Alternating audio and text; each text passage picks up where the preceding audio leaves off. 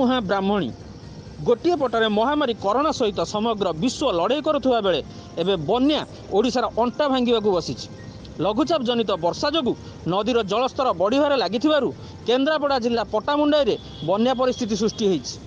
ब्राह्मणी नदीर जलस्तर वृद्धि पाउथिबारु केन्द्रापड़ा जिला पट्टामुंडाई अंचल किछि गाँ एवं जलघेर आपण देखुथिबा एई दृश्य हेउछि पट्टामुंडाई अंचल नीलकंठपुर नदीबंधरे 12 फुटर घाई सृष्टि होइतिबा जोगु गाँ भितर पानी पशि जाइछि।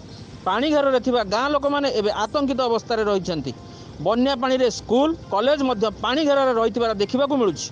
पट्टामुंडाई दंडीसाही ब्राह्मणी महाविद्यालय वर्तमान जलमग्न अवस्था रहिछि। जिला प्रशासन बन्या परिस्थितिर मुकाबिला निमंते संपूर्ण सजग रहिछि। केन्द्रापड़ारू सिलु प्रसाद का रिपोर्ट, अगस्त्य न्यूज।